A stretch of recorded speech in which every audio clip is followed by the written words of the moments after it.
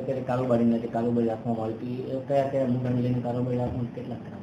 નગરપાલિકાના તમામ શાખાઓની આજે કારોબારી રાખવામાં આવેલી હતી. એનામાં સ્ટોર શાખા છે, દબાણ શાખા છે, રોડલાઇટ શાખા, વોટર સપ્લાય શાખા, મેકેનિક શાખા, સેનિટેશન શાખા, બાંધકામ શાખા, જેવી રીતના ડ્રેનેજ શાખા, એવી રીતના તમામ શાખાના નાના મોટા જે પ્રશ્નો હતા તે આ કારોબારીની અંદર આવરી લીધેલ છે.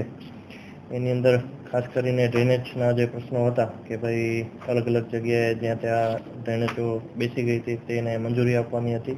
અને ખાસ કરીને ભુજ શહેરની અંદર ચોમાસા પ્રી મોન્સૂન કામગીરી તે નાલા સફાઈનું કામ ચાલુ છે. એવી જ રીતના આપણે ડ્રેનેજની અંદર જે મુખ્ય લાઈનો છે આપણી ડ્રેનેજની એ ગારા સફાઈનું આપણે ટેન્ડર કરેલું હતું ઓનલાઈન અને તે કામ આપણે આપી દીધેલ છે. એટલે આ ફેરે મહદઅંશે ક્યાંક ડ્રેનેજ લાઈન ઉભરાય એવું લાગે છે. બાકી મહદઅંશે કોઈ સમસ્યા સર્જાતી હાલ પૂરતી દેખાતી નથી.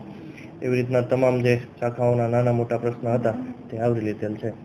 કેટલા કરોડ જે પાસ થયા છે? કેટલા ના, કોઈ આ ફેરે કોઈ અગત્યના મોટા નિર્ણયો નથી, પણ જે શાખાઓમાં કર્મચારીઓને રિન્યૂ કરવાના હતા, ખર્ચની મંજૂરી દેવાની હતી અને સ્ટોર શાખાની અંદર નાના મોટા જે પ્રશ્નો હતા એ આવરી લીધેલ છે. કોઈ મહદઅંશે મુખ્ય કોઈ મોટા પ્રશ્નો આ ફેરે કારોબારીની અંદર હતા નહીં.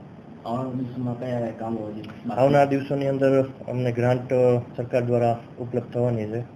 એની અંદરથી અમારું આયોજન અમારા જે તે વિભાગના એન્જિનિયરો અને અમારી ચૂંટાયેલી બોડી છે એની અંદર જે અલગ અલગ સમિતિના ચેરમેન છે તેના દ્વારા કારોબારીની અંદર મૂકવામાં આવશે. તો આવનારા દિવસોની અંદર નવી ગ્રાન્ટ આવશે તો આપણે મોટા પાયે આયોજન કરશું.